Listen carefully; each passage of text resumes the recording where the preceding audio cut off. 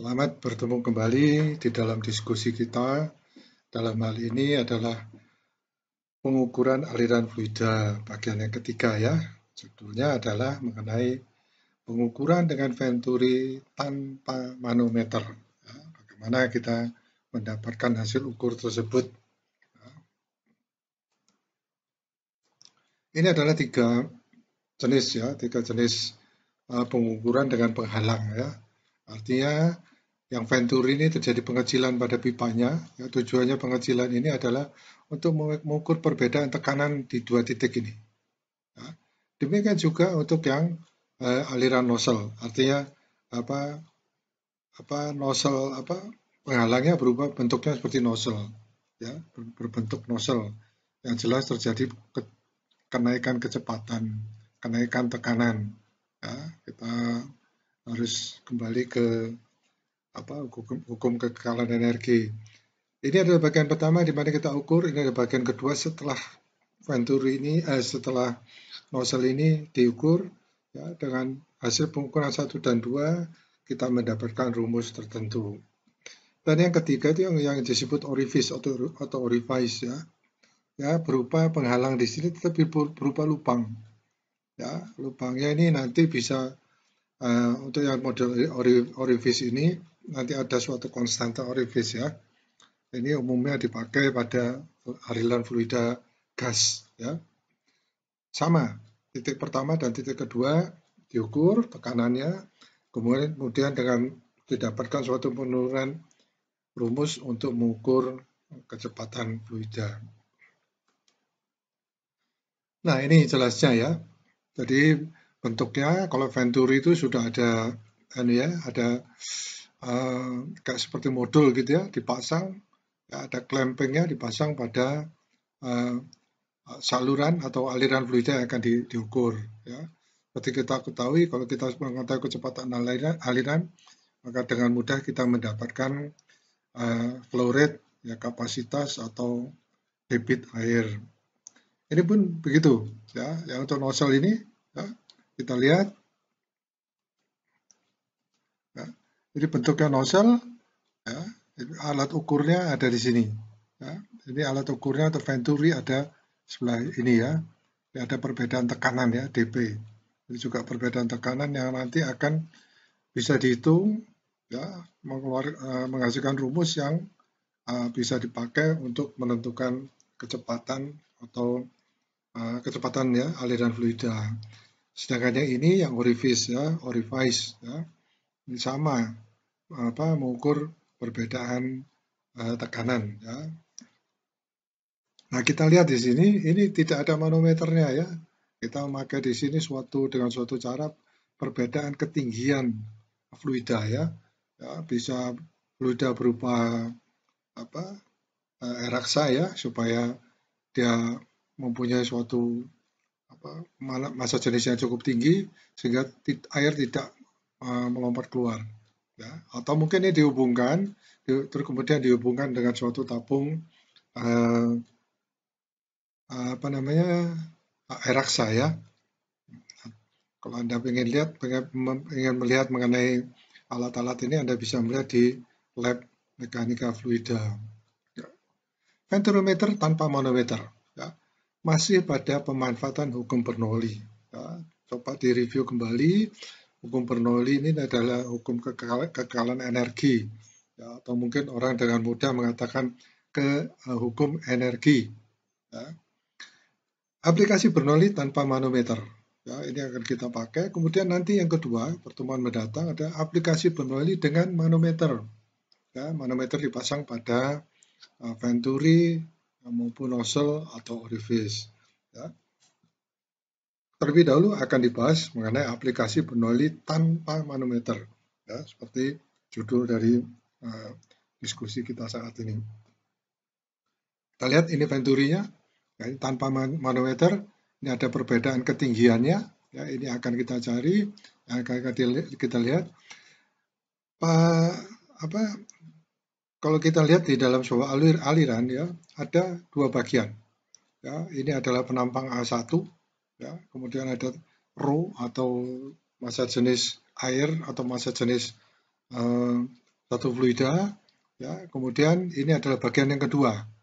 Ya, ini adalah massa jenis fluida. Saya katakan fluida karena apa? Karena mungkin kalau kita pakai Venturi ini pada gas, maka rho 2-nya ini akan berubah. Ya, massa jenisnya akan berubah. Ya, kita lihat di sini ada A, ada penampang, ada tekanan, ada V. Di sini pun juga ada penampang, ada tekanan, juga ada V. Nah, ini rumus yang kita dapatkan. Ya, ini adalah penampang A2 di sini, ini adalah penampang A1. Nah, ini rumusnya yang kita dapatkan. Bisa kita hitung V1 sama dengan ini untuk Venturi. Oh, bagaimana mendapatkannya? Nah, mari kita lihat penurunannya. Ya. Kita definisikan di sini bahwa ini adalah H1. Ya, ketinggian dari fluida karena tekanan di bagian pertama, kemudian ini adalah H2, ya.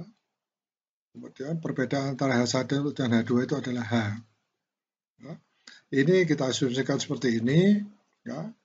Mungkin kita akan bertanya, apakah benar tekanan sini lebih besar daripada tekanan di sini? Ya. Itu nanti akan kita lihat, sehingga kalau tekanan lebih besar, maka dia akan lebih tinggi daripada yang sebelah kiri. Ya. Itu asumsi sementara. Ini arah alirannya, ada kecepatan V1, ada kecepatan V2. Ini adalah bagian 1, dan ini adalah bagian 2. Ya. H1 min H2 sama dengan H. H1 min H2 sama dengan H. Ya.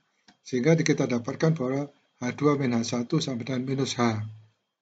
Nah, ini kita lihat ya, minus H. Ya, karena ini asumsi kita seperti itu. Ya, P1 sama dengan rho GH1. Ini kita harus tahu. Ya. Tadi tekanan sama dengan rho kali G kali H. Ya, ketinggian. Ya, kita asumsikan di sini lebih tinggi daripada di sebelah sini. Ya, sehingga pada bagian kedua ini rho GH2. Pada bagian pertama rho GH1. Ya, kita lanjutkan. Ini adalah hukum kekalan energi, ya, yang sudah disederhanakan, sehingga kita dapatkan P1 tambah setengah rho V1 kuadrat tambah rho GH sama dengan P2 tambah setengah rho V2 kuadrat tambah rho GH. Ya, energi di sebelah kiri dan energi sebelah kanan adalah sama. Ya, baik. Nah, ini yang dicoret ini seharusnya GH ya. Nah, dicoret ini rho GH. Ya, karena pada titik yang sama, keduanya dicoret sehingga yang terjadi adalah seperti ini. Ya, rho GH-nya kita coret. Ya, rho GH itu pada head yang sama. Sehingga kita dapatkan P1 tambah setengah rho V kuadrat sama P2 tambah setengah rho V kuadrat. Ya, kita lihat ini adalah energi tekanan, energi kinetik, ini adalah energi head. Ya, ada H. Ya. Setelah disederhanakan, kita mendapatkan rumus seperti ini. Kemudian kita sederhanakan lagi. Ya. P1 saya pindahkan ke kanan, ya, kemudian setengah rho V2 kuadrat saya pindahkan ke kiri. Sehingga kita dapatkan rumus setengah rho V1 kuadrat minus setengah rho V2 kuadrat sama dengan P2 min P1. Ya. Ini adalah, sekali lagi saya katakan, cara menghitung berdasarkan hukum kekalan energi atau Bernoulli. Nah, ini adalah rumus kontinuitas. Ya. Artinya, untuk air ini ya, A1 kali V1 dan VA2 kali V2. Ya, kalau V1 di bagian pertama itu kecepatannya lebih rendah karena A1 lebih besar, maka kecepatan di yang bagian kedua tadi ya itu lebih tinggi karena A2 lebih kecil. Ya, ini adalah kontinuitas. Ya, kapasitasnya sama, tetap. Ini rumus kapasitas ya. Nah, sehingga V2 sama dengan A1 A2 kali V1. Nah, inilah yang kita akan masukkan di dalam rumus terakhir yang kita turunkan dari Bernoulli. Ya, di sini ditulis V2 kuadrat. Nah, V2-nya ini kita ganti dengan ini. Ya, kemudian V1 kemudian V1 kuadratnya kita keluarkan. Yang kita dapatkan adalah setengah rho A1 A2 minus V1 kuadrat. Ya. Nah, kemudian kita coret rho ini. Ya, rho ini kita coret. Ya, rho ini dengan yang di depan. Ini setelah disederhanakan ya, muncullah rumus seperti ini. Ya. Kemudian rho-nya kita coret. ya, karena ini adalah aliran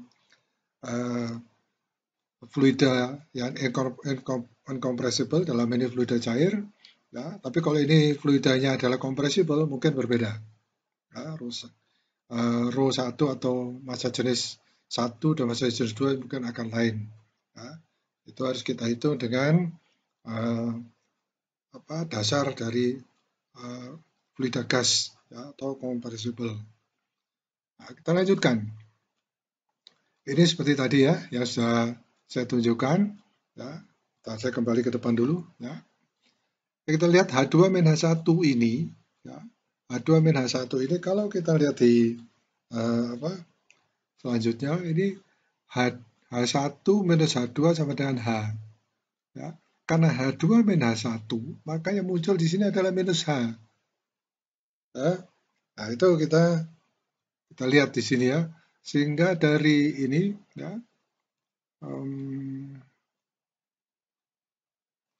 saya naikkan dulu. Nah ini, ya, H2 minus H1 ini menjadi minus H.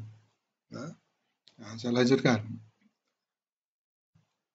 Sehingga kita dapatkan rumus ini adalah setengah V1 kuadrat minus 1. Ini saya balik ya. 1 minus A1 per A2 kuadrat sama dengan minus GH. Ya, karena H-nya minus. Ya. Sehingga akhirnya kita dapatkan V1 kuadrat 1 minus A1 per A2 per A2 sama minus 2GH. Ya. Supaya ini menjadi plus ya, untuk memudahkan aja, saya balik nih. Ya, jadi seperti ini. Nah, dari rumus ini, setelah kita turunkan, kita mendapatkan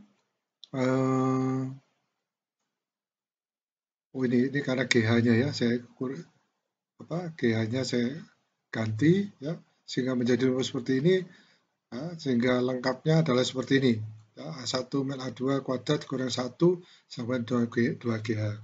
Sehingga rumus W1-nya adalah akar 2GH per A1 per A2 kuadrat minus 1.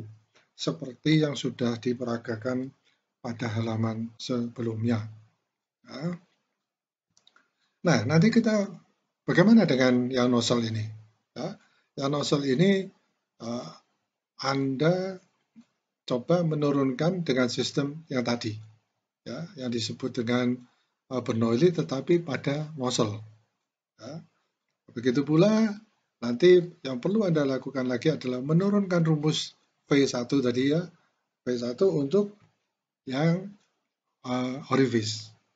Ya, bagaimana mengenai asumsi-asumsi yang dipakai sehingga kita bisa menghitung kalau menghitung kecepatan aliran fluida atau parameter aliran fluida ya, tanpa menggunakan manometer. Ya. Jadi Venturi sudah menjadi contoh, kemudian nozzle Anda coba sendiri, kemudian orifice Anda coba sendiri. Ya. Saya kira demikian.